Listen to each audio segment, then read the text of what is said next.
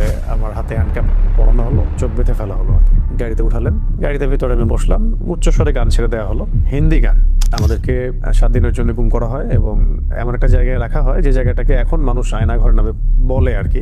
এই সুযোগটা কাজে লাগিয়ে খুব সুন্দরভাবে এটাকে পালিশ করা হচ্ছিল আর কি, যে আমরা পারিবারিক কারণে মাইক্রো সহ মানে গাড়ি সহ 7 দিন আত্মগোপনে চলে গেলাম, তাই না? এটা পুরোই মিথ্যা ছিল। এটা কোনো ব্যক্তিগত ইস্যু ছিল না, এটা একটা পরিকল্পিত গুম ইস্যু ছিল আর কি। মনে হলো যে maybe this is the end of my life, my journey, my mission. তা আমার মনে আছে যে আমি কালিমা শাহাদা পড়লাম।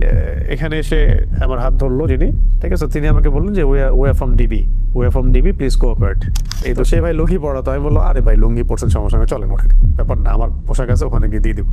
তো ও বেচারা লুঙ্গি পরে উঠে গেছে, ও লুঙ্গি পরে আয়না করে।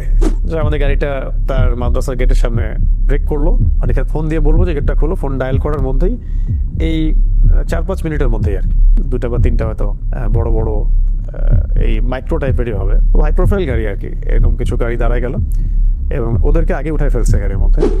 ভেতরে যদি আপনাকে মারাও হয়, পিটানো হয়, বাইরে আপনি সাউন্ড যাবে না যদি আপনি চিৎকার করেন।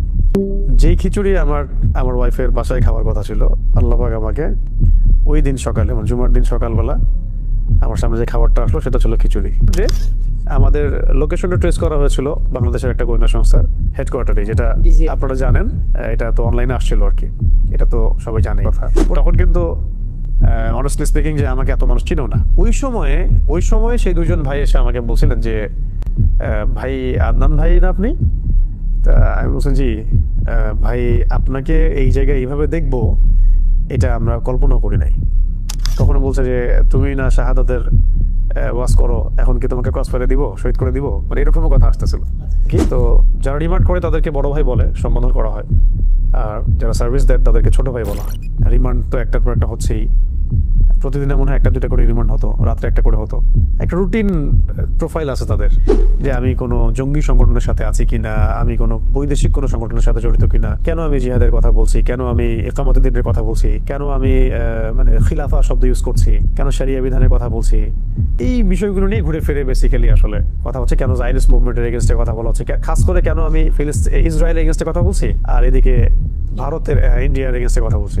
আমার কাছে মনে হয় ওই 7 দিন আমি যেভাবে আল্লাহকে ফিল করেছি, এটা আমি মনে হয় আমি আমার জীবনে আর কখনো করি নাই। তিনি বলছিলেন যে তোমার এগেনস্টে 2জন আলেমের বক্তব্য আছে আমাদের কাছে। তার মানে আমরা বিষয়টা কি বুঝলাম, যে এই তাগুতি শক্তির, তাদের আন্ডারের এই গোয়েন্দা সংস্থার এবং তাদের মানে যে চেইন অফ কমান্ড, তাদের মধ্যে এমন কিছু লিঙ্ক আছে যেটা দাড়ি টুপিওয়ালা মানুষই আপনার এভিডেন্স হয়ে কাজ করতেছে, যে অমুকে জঙ্গি, অমুকে খারেজি, অমুকে উগ্রবাদী, তাদেরকে বুঝাই দিচ্ছে বেসিক্যালি এই মানে গ্রুপ অফ পিপলটাই। সারা দেশের মধ্যে অগণিত দিনী ভাই রাস্তায় নামলেন, মানববন্ধন করলেন, প্রোটেস্ট করলেন, ফেসবুকে লেখালেখি করলেন, সামাজিক যোগাযোগ মাধ্যমে লেখালেখি করলেন। দেশ তো ছিলই, দেশের বাইরেও অনেক অ্যাক্টিভিস্টরাও এটার সাথে যুক্ত ছিল। ফেস দ্য পিপলের সাগর ভাইয়ের কথা না বললেই না। দীর্ঘ সময় আমরা সেটা ওইভাবে অনলাইনে বলতে পারি নাই। তার ভূমিকা এখানে অনেক বেশি আছে। তিনি যে মিডিয়াতে এটাকে উপস্থাপন করেছিলেন, আমার স্ত্রী সেখানে কথা বলেছিলেন, তখন তো এমন একটা অবস্থা ছিল যে অনেক পরিচিত আলেমও আমাদের সাথে সম্পর্ক ছিন্ন করছে বা চিনি না এরকম বলছে। নাম বললে আপনার অবাক হয়ে যাবে যে কোন কোন আলেম এগুলো বলছে, কেন বলতে চাচ্ছি না এগুলো। যে দেখ তোমাকে আমরা কি করবো, ক্রস ফায়ার দিব নাকি তোমাকে ছেড়ে দিব, ছাড়লে কোথায় জানবো, কি করবো তুমি বলো। তো আমি বললাম ঠিক আছে, আমি একটা প্ল্যান করার চেষ্টা করতেছি, বের হওয়ার কোনো রাস্তা স্পিড বিডি করে যে তোমার ব্যাপারে ফেস দ্য পিপলের এত আগ্রহ কেন, তোমার ব্যাপারে সংসদে কথা হচ্ছে কেন, একদিন আসে এটা বলে চলে যায়, আবার একটা রিমান্ড আসে বলে হ্যাঁ তোমাকে নিয়ে জাতিসংঘে কথা হচ্ছে কেন, আবার আসে তোমাকে নিয়ে এত মানববন্ধন কেন। এই কথাগুলো আমরা দাওয়াতের মেজাজে বলেছি, কোনো পলিটিক্যাল পার্টি বিলং করে বলিনি কখনো, আর আমরা কখনো কোনো পলিটিক্যাল পার্টিতে যোগ দিইনি কখনো, এখনো দেই নেই, বা আমাদের রেপুটেশনে এগুলো নাই।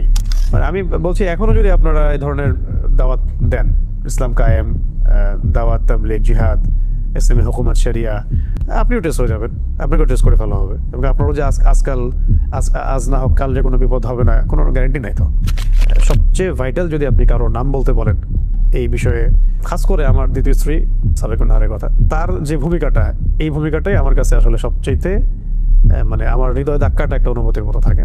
আমার প্রথম স্ত্রী এবং আমার এই পরিবারের যে সবর, ইস্তেকামে, বিপদগুলো ফেস করা, সবকিছু মিলিয়ে এটা সৌভাগ্য যে আল্লাহ রাব্বুল আলামিন আমাকে তার মতো একটা স্ত্রী দান করেছেন আলহামদুলিল্লাহ।